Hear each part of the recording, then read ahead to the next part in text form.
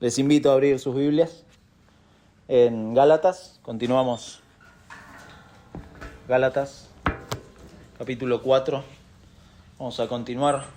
Hace varias semanas venimos recorriendo esta carta, preciosa carta. Si usted es la primera vez que viene o nos está visitando o se ha perdido alguno de los estudios, están en audio. El hermano Santiago... ¿Dónde anda Santiago? Lo tengo perdido. Por acá. Él está subiendo los audios. Lo puede seguir, pero es bueno que también lea Gálatas. Le va a tomar 20 minutos, media hora en su casa leer Gálatas. Es una carta que está en el Nuevo Testamento, está después de los Evangelios, está Hechos de los Apóstoles. Pablo escribe Romanos y está Primera y Segunda de Corintios, y la primera carta que aparece ahí es Gálatas. Y así que vamos a leer capítulo 4, versículo 21. Pablo le escribe a los hermanos y les dice: decidme, los que queréis estar bajo la ley, ¿no habéis oído la ley? Porque está escrito que Abraham tuvo 2 hijos, uno de la esclava, el otro de la libre, pero el de la esclava nació según la carne, más el de la libre por la promesa, lo cual es una alegoría, pues estas mujeres son los 2 pactos.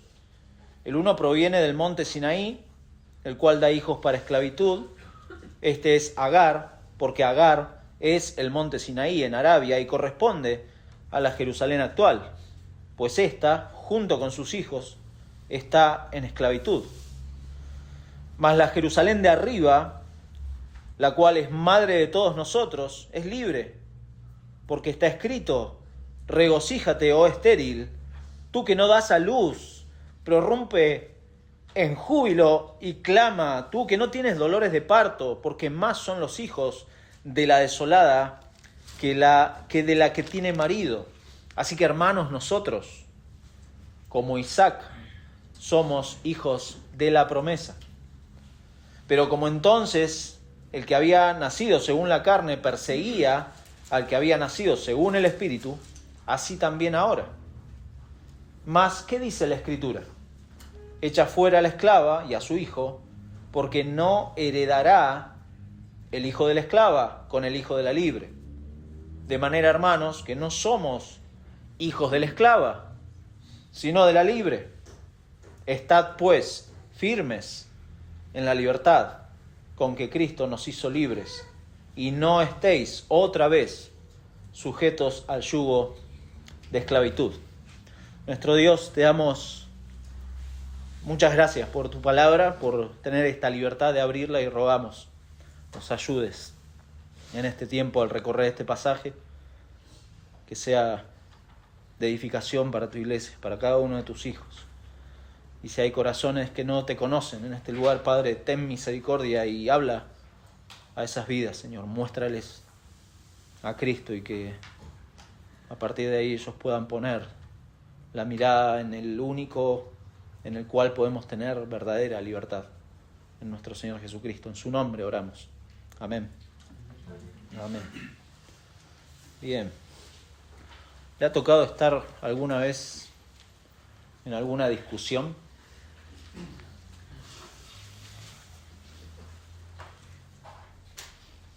Participar, seguramente. ¿Quién no ha peleado alguna vez con alguien o discutido con alguien? Pero también presenciar. Es tremendo presenciar una discusión. Hay discusiones que son acaloradas, que empiezan con un punto y empiezan a tomar calor, aumenta la intensidad, aumenta el volumen de las voces, las personas se interesan en refutar afirmaciones tras afirmaciones, y la discusión muchas veces, por lo general, se desvía del punto original que esa discusión se había originado. Lo que empezó como un desacuerdo sobre, no sé, qué color había que pintar el salón, pasa a tomar otra dimensión y empieza a desviarse de la causa esa original y empieza a hablarse acerca de qué maleducado que es la persona. Y empieza ya a atacarse personalmente a la persona. Y olvidamos por completo qué color había que elegir en la habitación. Y algo así ha pasado con los argumentos de los falsos maestros de Galacia. Esta gente estaba enérgicamente puesta, enfocada en hacer que los gentiles que se habían convertido al Señor se sometieran a la circuncisión.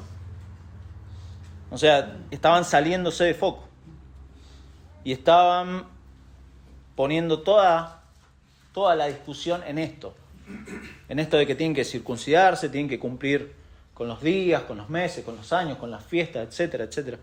La ley, tenían que cumplir con la ley. Pero no prestaban atención a lo que las Escrituras decían acerca del tema de la justificación por la fe, que ese es el tema que Pablo trata en esta carta. Estaban empeñados en seguir la ley y de esa manera olvidaron por completo lo que la ley tenía que decir acerca de la promesa a Abraham, que como vimos se cumple en Cristo. La promesa de la gracia de Dios. Entonces Pablo está dispuesto acá a corregir estos errores de memoria, regresando a la fuente, regresando a las Escrituras. Muy importante. Por eso el pasaje que nos ocupa hoy, que hemos leído, Pablo lo que hace es volver al Antiguo Testamento para seguir construyendo el argumento que tiene contra estos judaizantes. En particular, va a ilustrar la diferencia entre el falso evangelio de los judaizantes, que se basaba en esta obediencia a la ley, y el verdadero evangelio, que descansa en la obediencia de Cristo, que nosotros recibimos por la fe. Muy diferente. Y lo hace recurriendo acá Pablo a las figuras de Sara y de Agar en el Antiguo Testamento. Es decir, Pablo sigue dejando en claro que su preocupación acá por estos hermanos es que se están dejando seducir por un evangelio que es diferente, que no es el evangelio de la gracia, que se los ha dicho, que los está llevando a justificarse delante de Dios por medio de sus obras. Y no tiene nada que ver con... es totalmente opuesto. Y estos falsos maestros se han introducido en las iglesias diciéndoles a los hermanos: tenés que circuncidarte, tenés que cumplir la ley, tenés que cumplir las demandas de la ley, tenés que guardar las fiestas anuales, tenés que hacer esto, aquello, tenés que hacer todo eso para salvarte. Tenés que hacer algo, porque la salvación, esta gente decía, no es gratuita, no es sin esfuerzo. Requiere sudor y por lo tanto es algo de lo que nunca se puede estar seguro. Porque tenés que seguir haciendo y haciendo y haciendo. Por tanto, de lo que hablan estos falsos maestros y de lo que habla Pablo, son dos cosas opuestas, totalmente opuestas. Por eso titulamos Predicando cosas opuestas. Porque Pablo estaba predicando una cosa y esta gente estaba predicando totalmente otra. Y entonces vamos a dividir hoy nuestro pasaje en tres partes. Parece como un pequeño sermón el que hace Pablo acá, una pequeña predicación, porque lo vamos a separar sencillamente, en primer lugar, el contexto, versículos 21 al 23, en segundo lugar, la interpretación, versículos 24 al 27, y en tercer lugar, la aplicación, versículos 28 hasta el primer versículo del capítulo 5. Y la idea, o la premisa que nos va a guiar, es que para toda persona, esto es en general, para toda persona, el Evangelio de la Gracia es determinante. Es determinante. ¿Por qué? Porque el Evangelio de la Gracia separa a quienes son hijos de la promesa de quienes pretenden acercarse a Dios por medio de las obras. Lo repito, para aquellos que están tomando nota, hoy no les traje el machete. Para toda persona el Evangelio de la Gracia es determinante, ya que separa a quienes son hijos de la promesa de quienes pretenden acercarse a Dios con sus obras o por medio de las obras. Bueno, esta es, mi hermano, esta es una discusión, ya que venimos hablando de la discusión, esta es una discusión de la que no podemos hacer la vista gorda. No podemos ser ingenuos acerca de un modo de pensar que está arraigado en nuestra naturaleza caída. Está arraigado y que muchas veces, aún siendo creyentes, busca como treparse en nuestro corazón. Esta idea de pretender vivir mi vida cristiana ignorando la obra de Cristo, ignorando o edificándola sobre mi orgullo, cayendo en un legalismo que evidencia posiblemente que nunca fuimos salvos, quizá, aunque también es un peligro del que los creyentes tenemos que cuidarnos, esto del legalismo. ¿Por qué? Porque después vamos a predicar un evangelio que muchas veces está sesgado con tenés que hacer algo por el Señor. Y hay que tener mucho cuidado. Por eso veamos en primer lugar el contexto, versículos 21 y 22. Decidme los que queréis estar bajo la ley. ¿No habéis oído la ley? Bueno, acá Pablo contextualiza el pasaje por medio de una pregunta que se responde inmediatamente. Es decir, Pablo ha dejado su perplejidad del versículo 20, que dice, pues estoy perplejo en cuanto a vosotros. Estoy perplejo, no puedo creer lo que está pasando y no puedo dar respuesta de lo que está pasando. Pero díganme, los que quieren estar bajo la ley, ¿no han oído la ley? Entonces, lo que Pablo hace es corregir esto con un ejemplo de las Escrituras. De hecho, toda respuesta que podemos dar es por medio de las Escrituras. Nunca, mi hermano, se dedique a entrar en argumentos de opiniones. Vaya a las Escrituras. Si alguien dice, no, pues para mí esto es así. Bueno, ¿qué dice Dios acerca de esto? Y eso es lo que hace Pablo. Porque debemos darle el correcto significado a las Escrituras, y si hay errores doctrinales en las personas, tenemos que corregirla no con nuestra opinión, sino con lo que dicen las Escrituras. El Señor nos ha salvado no para sacar la mejor versión de nosotros, como muchas veces se dice, o para potenciar nuestra inteligencia o nuestras opiniones. El Señor quiere que sus hijos tiemblen ante su palabra. Isaías 66:2, miraré a aquel que es pobre y humilde de espíritu y que tiembla ante mi palabra. Bueno, justamente en estos judaizantes no había ni pobreza ni humildad de espíritu, es decir, estaba todo lo opuesto. Había arrogancia y había un celo centrado en ellos mismos. Versículo 17, antes Pablo dijo, tienen celo por vosotros, pero no para bien. Los querían sacar del entorno de Pablo. Y eso los llevaba a no considerar la palabra. Por eso Pablo les dice, ¿no han oído la ley? ¿No han oído la ley? Y esto es un imperativo cuando les dice, decidme, díganme. Esto no es una opción. Pablo les está diciendo, díganme. ¿No han escuchado la ley? Pablo quiere que respondan. Y es interesante porque usa el mismo, nosotros leemos dos palabras iguales. Estar bajo la ley, haber oído la ley. Pero es interesante porque hay una diferencia en el griego, en donde el término bajo la ley, ese artículo la no está, sino que está en la segunda parte, cuando dice habéis oído la ley. Entonces podríamos leerlo de la siguiente manera. Los que queréis estar bajo ley, ¿no han oído la ley? O sea, lo que Pablo quiere enfatizar acá es que esta gente quiere estar bajo un sistema legalista, pero no han escuchado la ley de Dios. No han escuchado las Escrituras. Y es interesante porque lo que Pablo va a citar ahora no es estrictamente de la ley, sino del Pentateuco, de las Escrituras. Entonces, cuando Pablo pregunta, los que queréis estar bajo este sistema legalista, ¿no han oído las Escrituras? ¿Por qué? Porque va a citar Génesis 16, porque está escrito que Abraham tuvo 2 hijos, uno de la esclava y el otro de la libre. Génesis 11 al 21, si usted tiene tiempo en su casa, léalo, no lo vamos a leer obviamente, pero ahí habla de la historia de Abraham.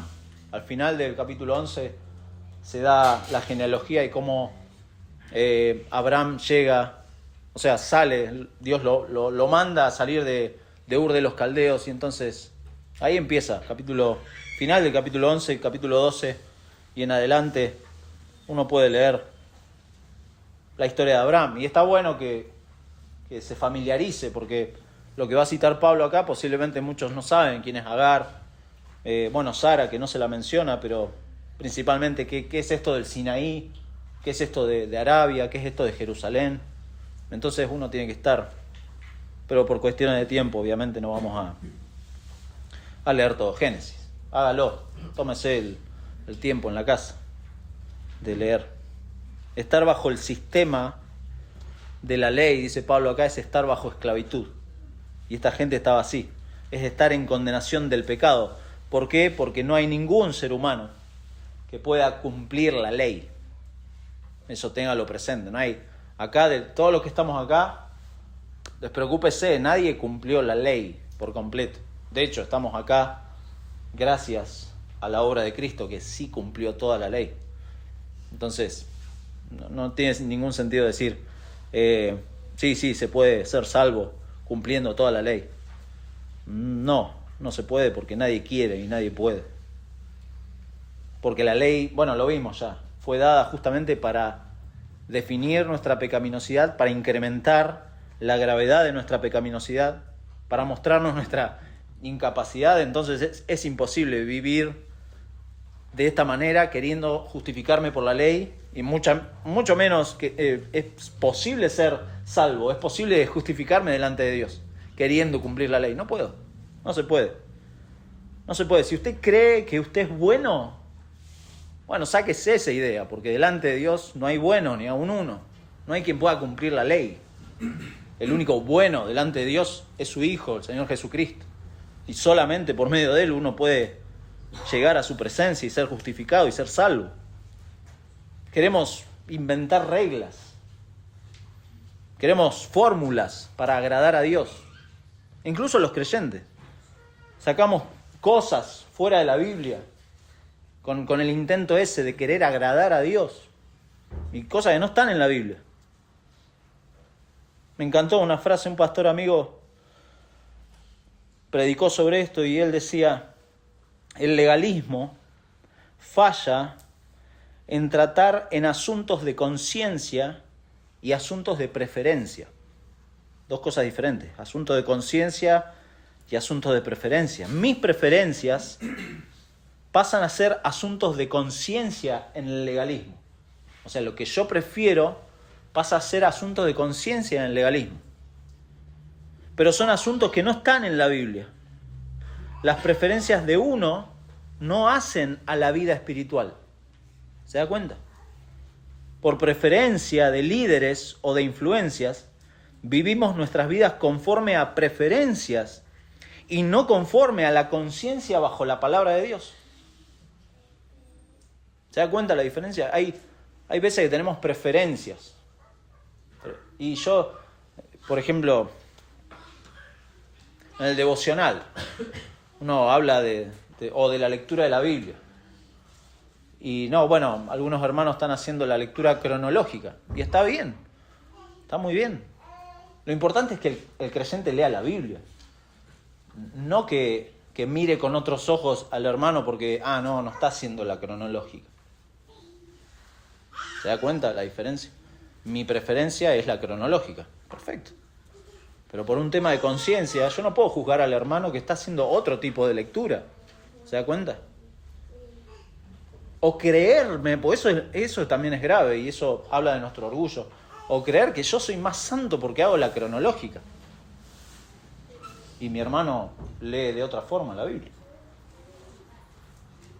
O porque yo me miro un montón de predicaciones en YouTube. Está bien, está muy bien.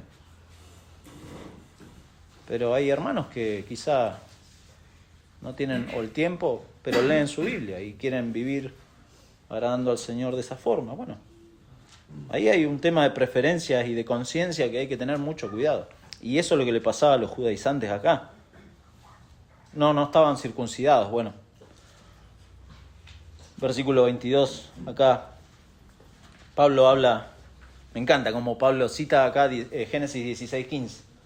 Y es tremendo porque, Génesis 16 es central en esta parte que Pablo cita.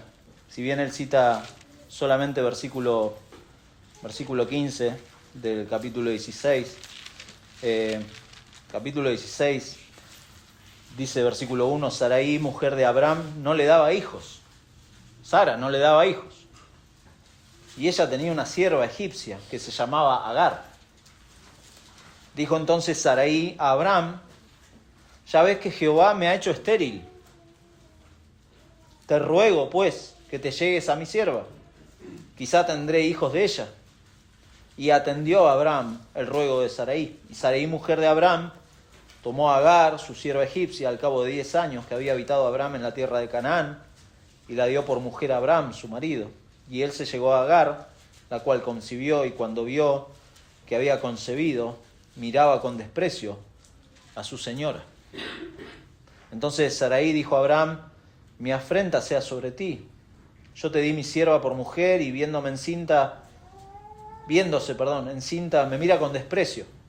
Juzgue Jehová entre tú y yo. Y respondió Abraham a Sarai, aquí, tu sierva está en tu mano, haz con ella lo que bien te parezca. Y como Sarai la afligía, ella huyó de su presencia. Y la halló el ángel de Jehová junto a una fuente de agua en el desierto, junto a la fuente que está en el camino de Shur. Y le dijo, Agar, sierva de Sarai, ¿de dónde vienes tú y a dónde vas? Y ella respondió, huyo de delante de Sarai mi señora. Y le dijo el ángel de Jehová, vuélvete a tu señora y ponte sumisa bajo su mano. Le dijo también el ángel de Jehová, multiplicaré tanto tu descendencia que no podrá ser contada a causa de la multitud.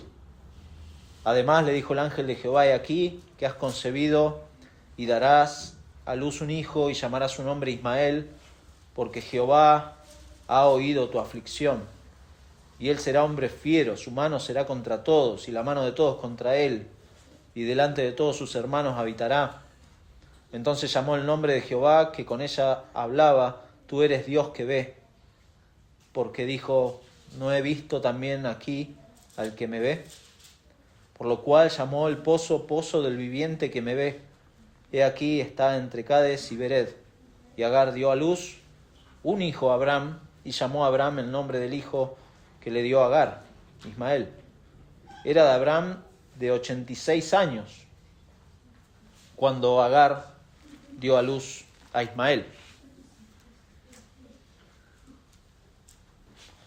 Bueno, esta es la historia. Y versículo 23 dice, pero el de la esclava nació según la carne. Estoy en Gálatas, perdón. Más el de la libre de la promesa. Acá hay algunas cosas importantes para el contexto. Bueno, en primer lugar, Pablo le habla de 2 hijos. Y de 2 madres.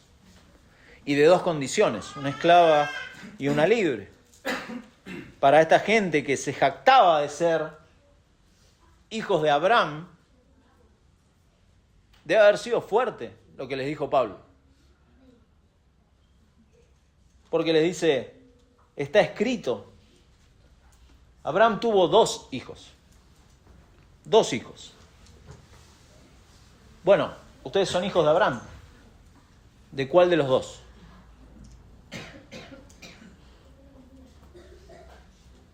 Y fíjese la diferencia, ¿no? Porque Ismael acá nació en el curso ordinario de la naturaleza, de la carne, y bajo criterios netamente humanos. Pero la promesa estaba dada por Dios. La promesa era un milagro. Pero ¿qué pasó? Abraham y Sara no esperaron. No esperaron. Y lo quisieron hacer con sus esfuerzos para lograr la promesa. ¿Se da cuenta? 2 hijos. Pero ellos quisieron ayudar a Dios. ¿Se da cuenta? Y todo lo que sigue. Ismael entonces representa a los que ponen esperanzas en sus obras, en lo que ellos, en sus criterios. No, yo voy a justificarme delante de Dios haciendo estas cosas y estas otras. Voy a orar fuerte para que Dios haga algo en mi vida. Y voy a orar, y voy a leer mucho la Biblia. Y creo que eso va a hacer algo. Mi oración va a mover. ¿Lo has escuchado esa frase?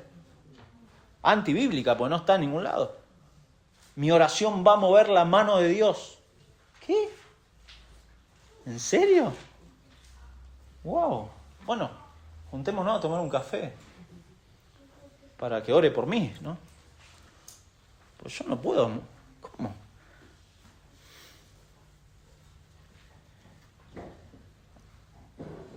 No esperar a Dios.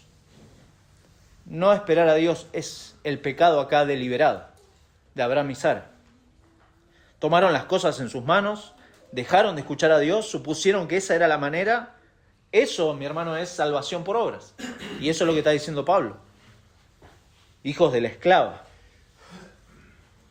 Tengo que ayudar a Dios. Eso es no entender que la salvación es una obra milagrosa. Nosotros predicamos el Evangelio, pero la salvación es del Señor. Es del Señor, de principio a fin. De principio a fin, Él es el autor y consumador de la fe. ¿Se da cuenta? Él es quien hace todo. Pero acá los judaizantes son esta gente que quiere ayudar a Dios. Representan a los hijos de Ismael y de manera pecaminosa pervierten el Evangelio de la gracia, que sí se ha cumplido en la promesa, que es Cristo. Cristo es la promesa. Y esa promesa, claro, representa el pacto claro y unilateral de parte de Dios, que dio a Abraham. Pero Abraham no esperó, Sara tampoco. Pero el pacto dado por Dios fue unilateral porque es Dios quien salva y es Dios quien quiere salvar. Dios es el que hace las cosas. Nosotros no hacemos nada. No tenemos mérito alguno delante de Dios. Por eso, frente a la promesa, es imposible que uno sea salvo por ayudar a Dios. Y fíjese, bueno, lea en su casa Génesis, tremendo, pero Sara tenía 100 años cuando quedó embarazada de Isaac. Yo pensaba, obviamente la gente en esa época vivía de otra forma, ¿no? Pero yo pensaba, 100 años, tremendo. Yo, bueno, hasta hace poco trabajaba en el banco de jubilados. Bueno, Juancito ahí todavía los atiende. Pero imagínate, 100 años. Esos que tienen 6 dígitos en su documento. 100 años. Que de golpe apareciera en la caja ahí embarazada, así como Dani. Imagínense, 100 años. Una locura, imposible. Y que después de 9 meses apareciera con Isaac. 100 años. Bueno, así es nuestra condición. Así, o peor, es nuestra condición, pues es imposible. Es imposible que alguien se salve por sus obras. ¿Por qué? Porque estamos muertos espiritualmente. No hay manera que uno, por más que le ponga empeño, por más que venga a la iglesia, si uno no se rinde ante el poder de Dios y se da cuenta de que el único medio para llegar a Dios es Jesucristo, bueno, se va a quedar ahí a medio camino. en sus fuerzas y no va a llegar a nada. Una frustración total porque la obra de la salvación es completamente del Señor. Bueno, este es el contexto. Ahora vamos a nuestra segunda parte, que es la interpretación del pasaje. Versículos 24 al 27. Acá yo sé que es difícil ponerse en la piel de los judaizantes, porque ellos se veían a sí mismos como descendientes de Abraham. ¿Se da cuenta?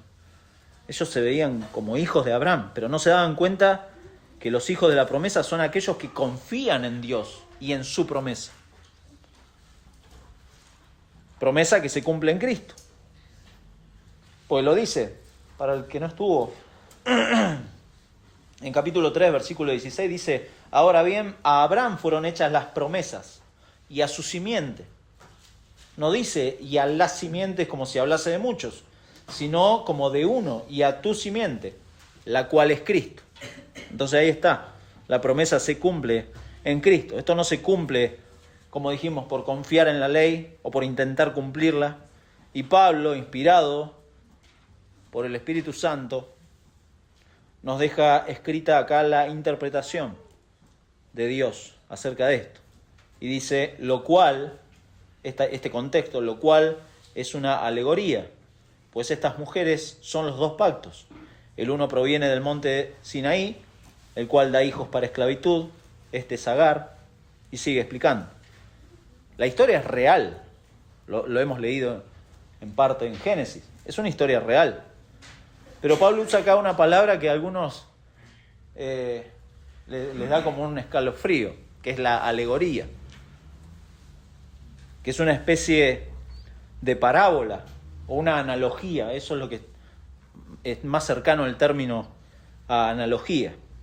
Jesús usaba parábolas, pero Jesús usaba parábolas que eran historias muy posiblemente no reales para ilustrar. Recuerda la parábola del sembrador, la parábola del buen samaritano, que no sabemos si realmente pasó ese evento. Y Jesús ilustraba a través de eso, inspirado, obviamente, por el Espíritu Santo. Y Pablo lo mismo acá. Y con esta historia, Pablo acá quiere sacar una lección. Acá hay una enseñanza, dice Pablo. Acá hay una enseñanza. Y es interesante, porque esto nos tiene que hacer andar con cuidado delante de la palabra de Dios. Porque esto, que Pablo lo haga, no nos da libertad a nosotros, a los que predicamos, a los que enseñamos, no nos da libertad para alegorizar, ni sacar pasajes fuera de contexto. Esto es un pequeño paréntesis, no está en el estudio. Es un pequeño paréntesis, no estamos autorizados.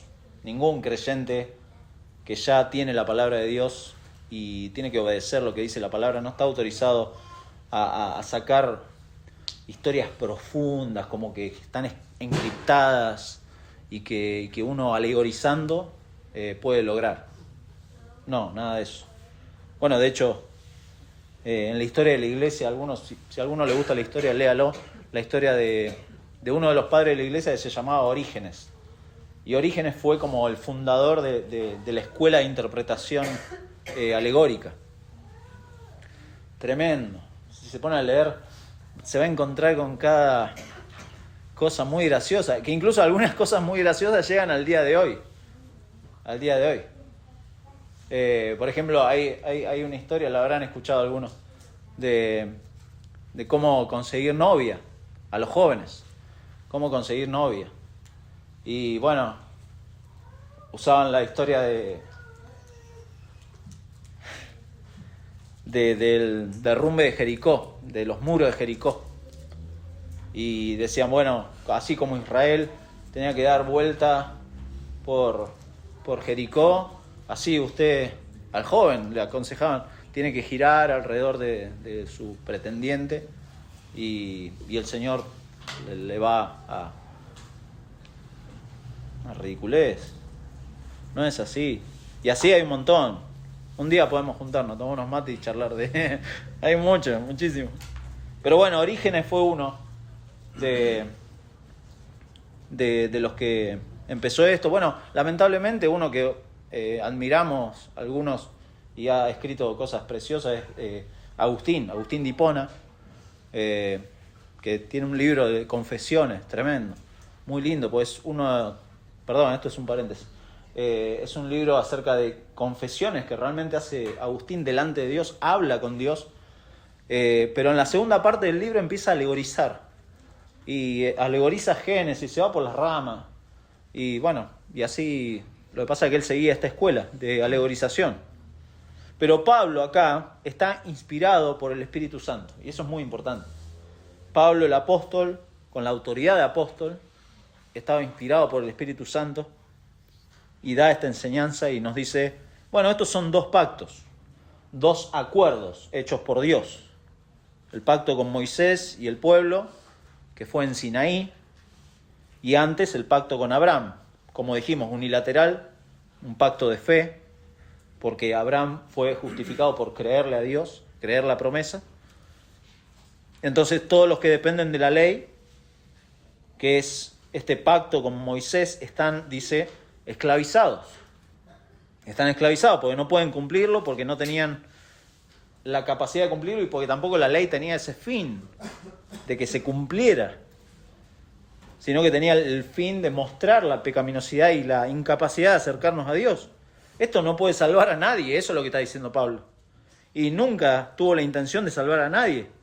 Incluso si usted se pone a leer el Pentateuco, hágalo, por favor, ya no sé cuántas veces lo dije, hágalo, va a notar que el punto sobresaliente de los 5 primeros libros del Antiguo Testamento, el punto sobresaliente, es el fracaso de Israel de querer cumplir la ley. Total fracaso. Ese es el punto alto.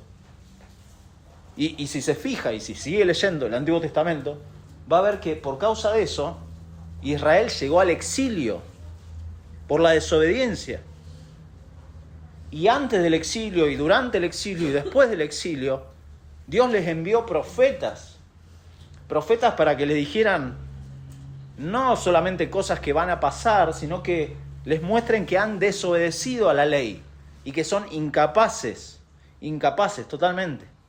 Porque Agar, dice versículo 25, es el monte Sinaí en Arabia y corresponde a la Jerusalén actual, pues ésta, junto con sus hijos, está en esclavitud. Mas la Jerusalén de arriba, la cual es madre de todos, es libre. Es libre. Sigue explicando Pablo la enseñanza a la luz entonces de la situación en las iglesias de Galacia. Es decir, quiere enfatizar qué representa todo esto. Y hace esta correspondencia, que Agar es igual a Sinaí, que es igual a la Jerusalén actual, que es igual a hijos de esclavitud. Eso está diciendo. Es decir, todos los que buscan o se buscan justificar delante de Dios y tienen este pensamiento, Pablo está diciendo, viven en esclavitud, porque no pueden, viven esclavizados. Y no solo en esclavitud, sino en orgullo. En orgullo, la persona que vive así vive orgullosa de lo que es delante de Dios. Son todos los que persiguen esta Jerusalén terrenal. Es este esfuerzo por tener a Ismael, ¿se da cuenta? Bajo mis criterios. Israel, bueno, fíjese, acompáñenme un segundo a Génesis. Perdón, a Éxodo. No, Génesis ya lo pasamos. Pero no se preocupe, no vamos a recorrer todo el Antiguo Testamento. Ya vamos a ir terminando. Éxodo. Vamos a hacer un ejercicio. Seguramente en su Biblia tienen títulos. En capítulo 19, muchos deben tener Israel en Sinaí.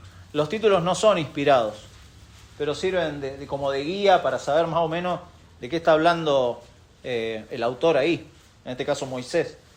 Capítulo 19 dice Israel en Sinaí. Capítulo 20, los 10 mandamientos. Capítulo 21, leyes sobre los esclavos. Empiezan como las leyes. En el mismo 21, leyes sobre actos de violencia. Leyes sobre responsabilidades de amos y dueños. Capítulo 22, leyes sobre la restitución. Las fiestas anuales. Capítulo 23, el ángel de Jehová enviado para guiar a Israel. capítulo 23, capítulo 24, Moisés y los ancianos de nuevo en el monte Sinaí. Capítulo 25, la ofrenda para el tabernáculo, el arca del testimonio, la mesa, toda la distribución, cómo se iba a organizar el tabernáculo y cómo el candelero de oro, el tabernáculo, capítulo 26, capítulo 27, el altar de bronce, el atrio del tabernáculo, todas leyes de cómo debían ordenarse las cosas según como Dios quería, el aceite para las lámparas, las vestiduras de los sacerdotes. Capítulo 29, la consagración de Aarón y sus hijos al sacerdocio. Cómo tenían que ser las cosas para los sacerdotes. Las ofrendas diarias. Capítulo 30, el altar de incienso. El dinero del rescate. La fuente de bronce. Capítulo 31, el llamamiento de Belsaleel y Aholiab, que eran artistas para hacer la obra del tabernáculo. El día de reposo como señal. Final de capítulo 31 dice: y dio Moisés, cuando acabó de hablar con él en el monte de Sinaí, 2 tablas de testimonio. Dios le dio las 2 tablas del testimonio, tablas de piedra escritas con el dedo de Dios. Capítulo 32. Creo que es uno de los capítulos más tristes. Viendo el pueblo que Moisés tardaba en descender del monte, se acercaron entonces a Aarón y le dijeron: levántate, haznos dioses que vayan delante de nosotros, porque a este Moisés, el varón que nos sacó de la tierra de Egipto, no sabemos qué le haya acontecido. Versículo 5 dice: y viendo esto Aarón, la insistencia del pueblo, edificó un altar delante del becerro y pregonó a Aarón y dijo: mañana será fiesta para Jehová. No lo vamos a leer todo. ¿Se da cuenta lo que pasó acá? Muy parecido a Abraham y Sara. Sus propios criterios. ¿Qué pasó con Moisés? Y no sé, está en el monte, no vuelve. Hagamos las cosas, adelantémonos, hagamos las cosas a nuestro criterio. Pues no sabemos. No sabemos que Dios les había dado todas las leyes, lo leímos. Impresionante. Dios ya les había dado todo. La misma presencia de Dios estaba ahí en el monte, imagínense. Pero no sabemos. No sabemos porque no cierra con nuestros criterios o con nuestras preferencias. Hace un tiempo, una señora venía acá a nuestra iglesia y... No un caso, solamente para ilustrar, ¿no? Pero tuvo mucho tiempo y venía, escuchaba la palabra, pero no quería, se manejaba en sus criterios. Y tenía cosas así entendidas del Evangelio, pero muy, muy desparramado, y se manejaba con sus criterios. Y así nos pasa muchas veces, cuando dejamos de lado lo que Dios dice en su palabra. Por eso Pablo les pregunta al principio: ¿no han oído la ley? ¿No han oído las escrituras? Y mucha gente anda así, buscando salvarse por sus propios criterios. Entonces, versículo 26 es el contraste. Mas la Jerusalén de arriba, la cual es madre de todos, es libre. Los creyentes verdaderos son ciudadanos de la Jerusalén celestial, que es la herencia dada por Dios. ¿Cómo? Por medio de Cristo, por medio de su perfecta redención, de su perfecta justicia. Y por medio del cual, nos dijo antes, recibimos la adopción de hijos, los creyentes. No por nuestros esfuerzos, porque Dios quiso. ¿Por qué? No sé. No sé por qué quiso Dios salvarme. Pero lo hizo. ¿Qué me vio? ¿Qué sé yo? Nada, sí. ¿Qué va a haber en un pecador? Pecado, claro. Pero Dios quiso hacerlo así. Quiso adoptar a un pueblo que hoy está poblando esta Jerusalén celestial. ¿Usted está haciendo algo para ganarse un rinconcito en el cielo? ¿Qué puede hacer usted para justificarse delante de Dios? ¿Qué puede hacer? Porque quienes son hijos son libres por la obra de Dios, no por otra forma. Entonces, ¿cuál es el argumento que presenta Pablo para apoyar esto? Las Escrituras, de nuevo. Las Escrituras. Versículo 27. Porque está escrito: regocíjate, oh estéril, tú que no das a luz, prorrumpe en júbilo y clama, tú que no tienes dolores de parto, porque más son los hijos de la desolada que de la que tiene marido. Ese es el argumento. O sea, y es precioso, un pasaje precioso, porque es Isaías 54. Muchos conocen Isaías 53, ¿no? Tremendo. Y acá Isaías 54 fue escrito para consuelo, para los exiliados. Estaban en Babilonia, estaban exiliados. Y acá se aplica a Sara. ¿Y cómo se conecta? Por medio del tema de la esterilidad. No podían tener hijos. ¿Por qué? Y este era el obstáculo, si se da cuenta, era el obstáculo para la promesa. No tenía hijos. Fíjese que Sara acá no es mencionada, pero la referencia es bien clara. El exilio, el cautiverio, todo eso fue consecuencia de la desobediencia y una clara muestra de esta esclavitud al pecado, de que no pueden cumplir la ley, no pueden. Pero Dios les promete acá, a un remanente, les promete libertad. Les promete libertad y les promete abundancia, dice. Esto es lo que Dios promete a Israel. Y en base a aquel pacto con Abraham, Dios les está prometiendo esto que es inalterable. No tiene alteración. La Jerusalén de arriba, Dios la está poblando con sus hijos. Con hijos que están naciendo de nuevo por la voluntad de Dios. ¿Se da cuenta? Los hijos de Dios son nacidos de Dios. Dice Juan capítulo 1, ¿no? Nacidos por la voluntad de Dios, nacidos por la fe en Jesucristo. Por eso dijimos, para toda persona el Evangelio de la Gracia, mi hermano, es determinante. Porque el Evangelio de la Gracia va a separar a quienes son hijos de la promesa de quienes pretenden acercarse a Dios por medio de sus obras. Y no van a poder. Por eso dijimos, estos predican algo opuesto, algo centrado en el hombre. ¿Ha escuchado predicaciones centradas en el hombre? Bueno, eso no salva. Eso no te habla de Cristo. Ahora, ¿de qué manera Pablo aplica todo esto a los creyentes? Que es lo último que vamos a ver. Versículos 28 hasta el primer versículo del capítulo 5. Acá vemos la conexión directa, ¿no? Versículo 28. Así que, es una conexión, una conclusión. Así que, hermanos, nosotros, como Isaac, somos hijos de la promesa. Y fíjese que es precioso porque cambia el pronombre y usa el término hermanos. Adelphoi. Adelphoi es como mi hermano creyente. El hermano que con cariño es mi hermano en la fe. Nosotros somos hijos de la promesa. Y bajo esta situación que están viviendo estos hermanos en Galacia, bueno, considere esto: que se ha confiado verdaderamente en la obra de Cristo y que esta es suficiente para la salvación. Bueno, hermanos, sepan que son hijos de la promesa. Eso está diciendo Pablo.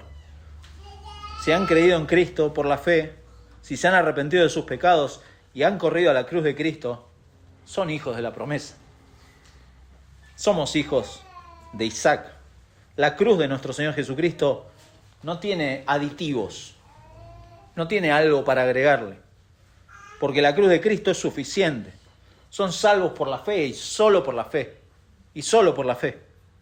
Todo está consumado, como dijo Jesucristo en la cruz. Consumado. Vivan por lo que Dios dice en su palabra. Jesucristo no habilitó una posibilidad en la cruz. No hizo eso. No habilitó la posibilidad para que busquen y acepten. No, tampoco está eso en la Biblia, que tiene que hacer una oración para aceptar a Cristo en su corazón. No, en ningún lado está eso. Porque Jesucristo dijo, consumado es. Su sacrificio es perfecto. Lea la carta a los Hebreos, ahí habla de un sacrificio perfecto. Él vino a dar su vida para rescatar lo perdido, lo que estaba incapaz de salvarse. Entonces Jesucristo es el sacrificio perfecto, por donde lo mire. Por donde lo mire.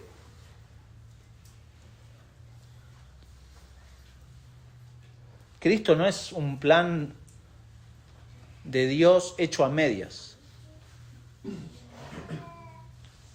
No es que a Dios se le quemaron los papeles y dijo, bueno, voy a enviar a mi hijo a ver si puede salvar al pecador. No, Él es el perfecto sacrificio. No es algo dejado, como se dice, a nuestro libre albedrío. No. ¿Sabe lo que hacemos con nuestro libre albedrío? Lo sabe bien, ¿no?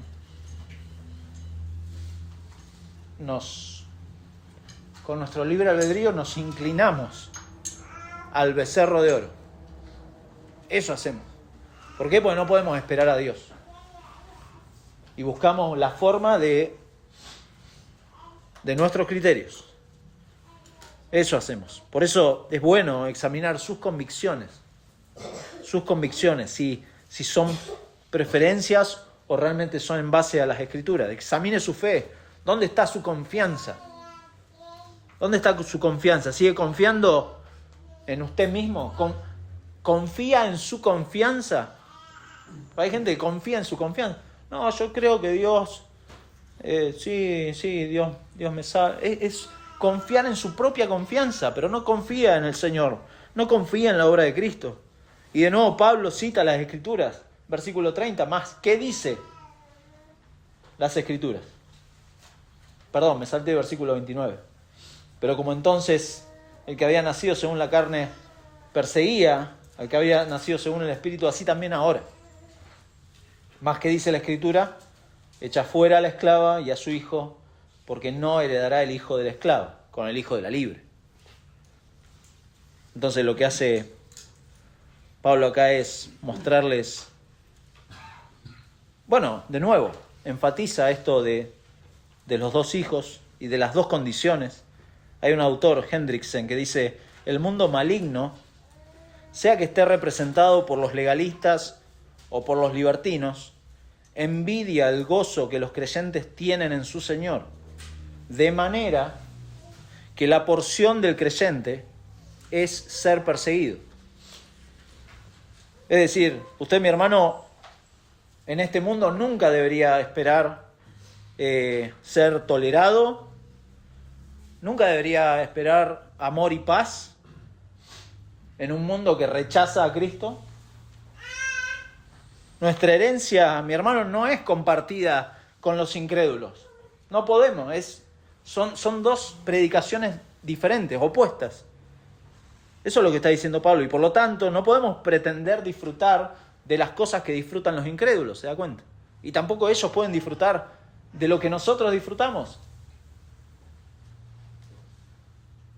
Porque no pueden, porque no quieren la libertad en Cristo, aman su esclavitud, están acostumbrados a las cadenas y piensan que son libres, pero son muy limitados, se mueven y hasta donde les da la cadena.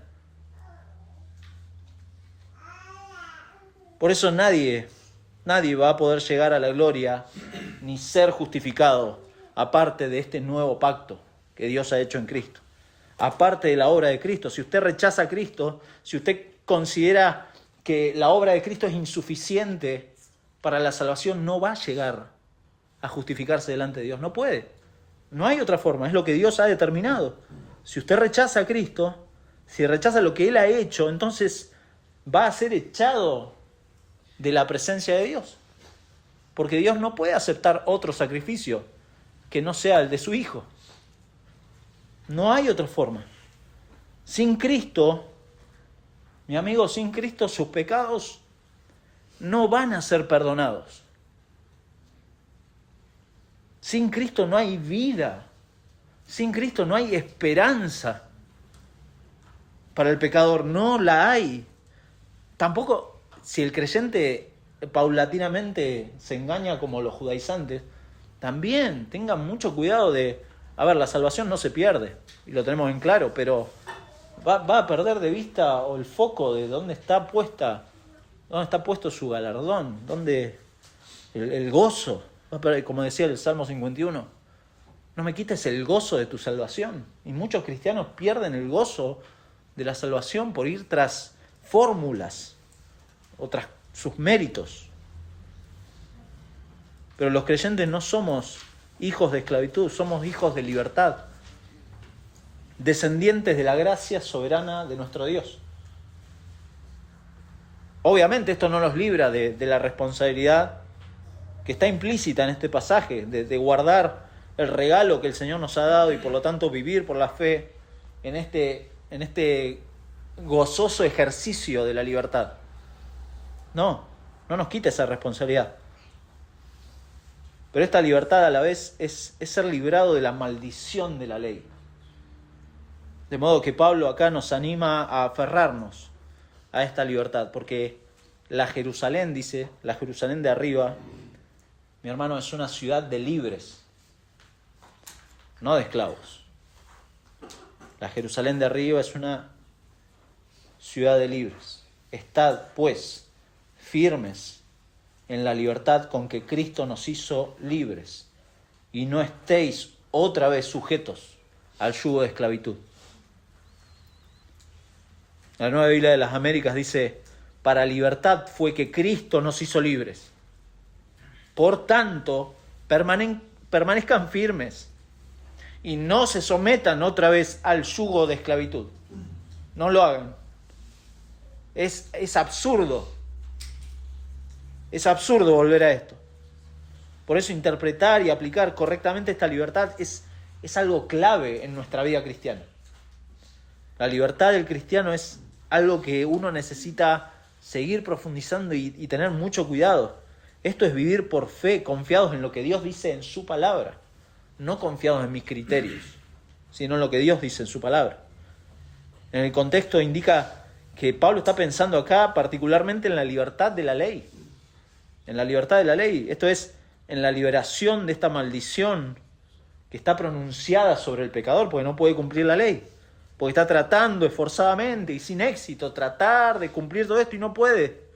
Quiere lograr su propia justicia y no puede. Pero ahora, por la gracia de Dios, el pecador vuelve a Cristo.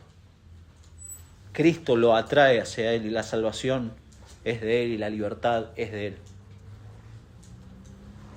Dijimos entonces, y vamos terminando, para toda persona el Evangelio de la gracia es determinante porque separa a quienes son hijos de la promesa de quienes pretenden acercarse a Dios por medio de sus obras.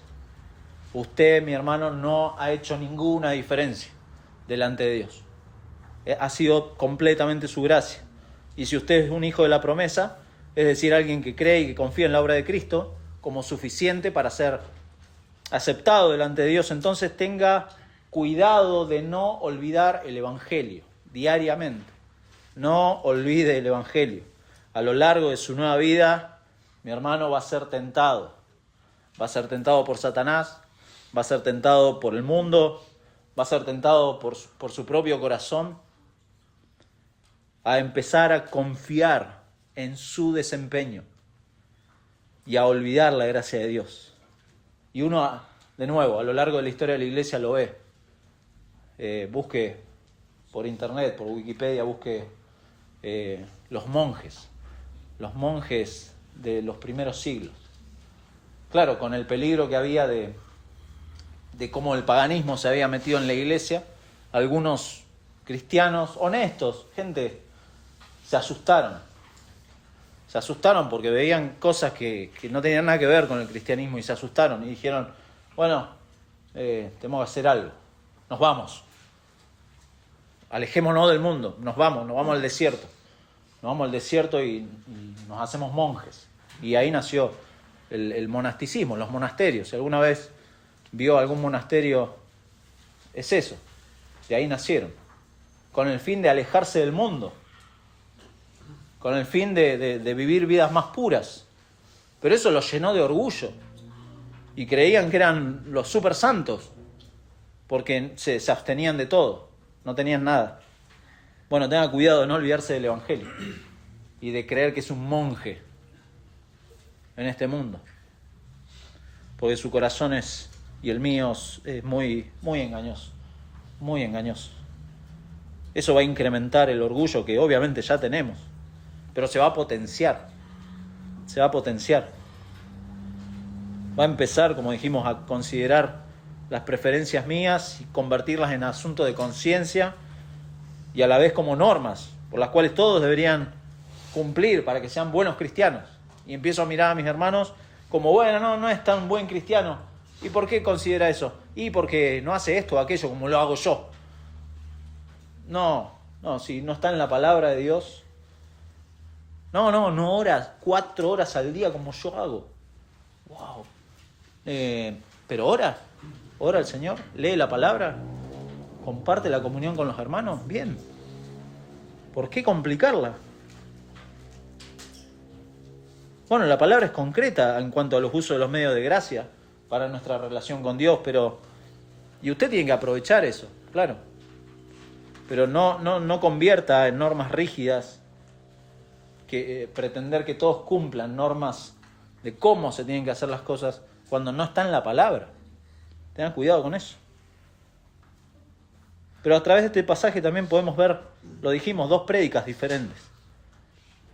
Y si bien podemos dejar estrictamente dentro del contexto de esta carta, que es la prédica de los judaizantes y la de Pablo, en definitiva representan los 2 caminos que permanentemente están ofrecidos en este mundo. El camino de Satanás y el camino de Dios.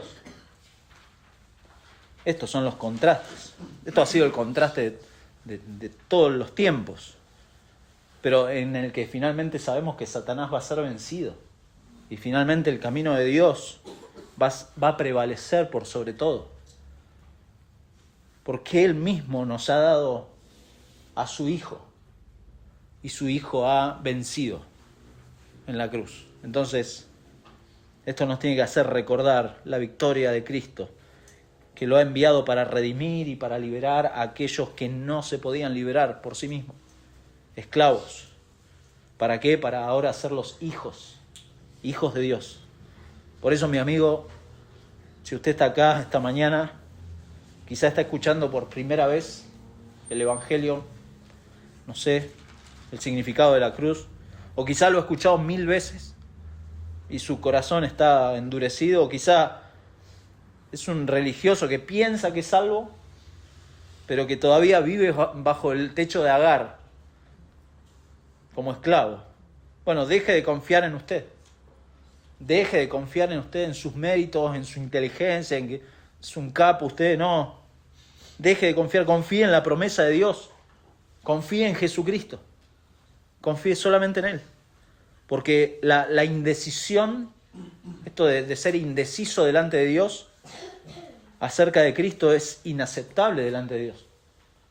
¿Le ha pasado que le ha hablado del Evangelio a alguien y le ha dicho, bueno, lo voy a pensar?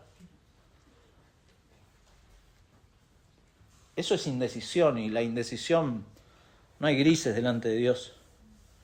Porque es inaceptable poner su confianza en sus criterios y en sus decisiones y en sus tiempos. No, yo lo voy a pensar y voy a considerarlo.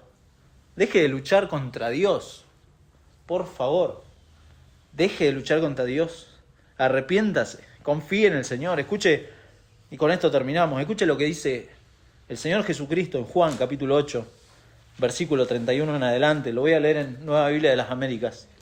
Entonces Jesús decía a los judíos que habían creído en Él, si ustedes permanecen en mi palabra, verdaderamente son mis discípulos y conocerán la verdad, y la verdad los hará libres.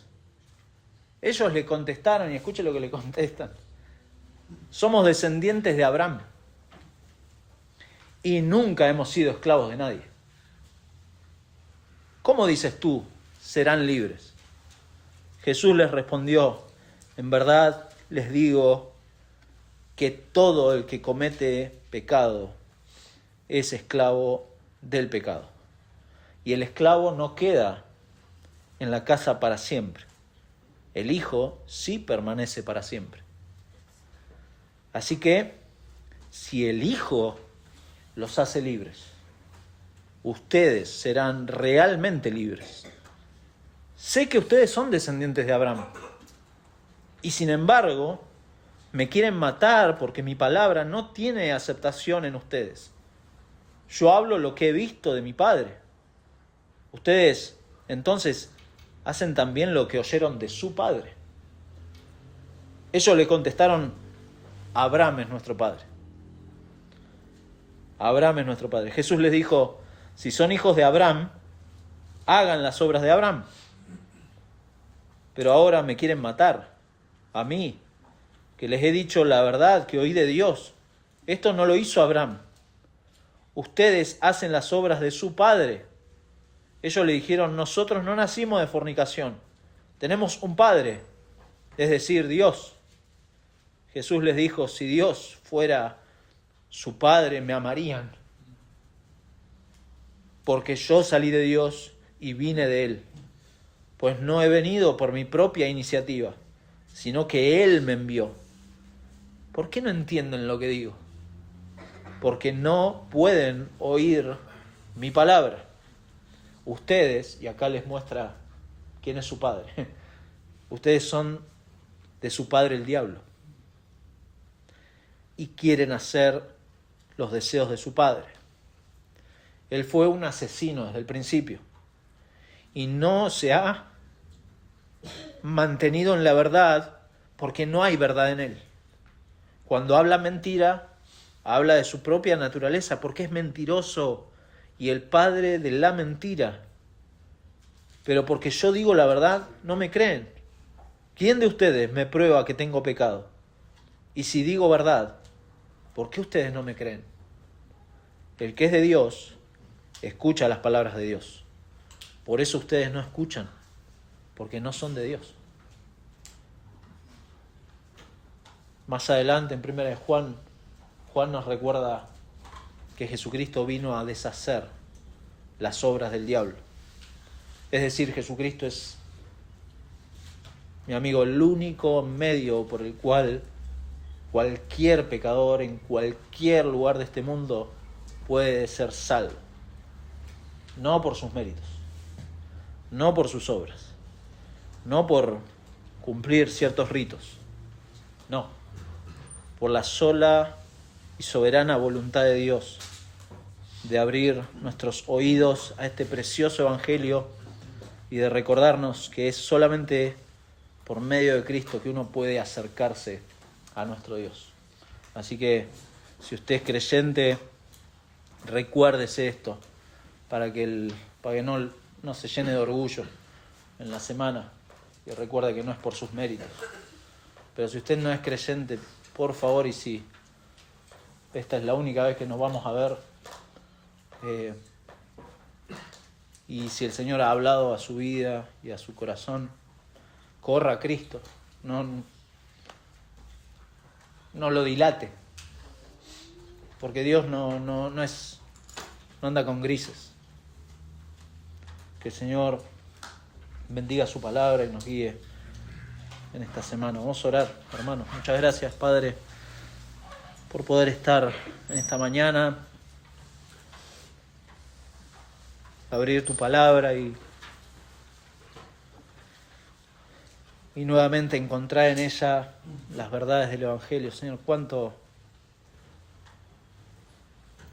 lo necesitamos los creyentes.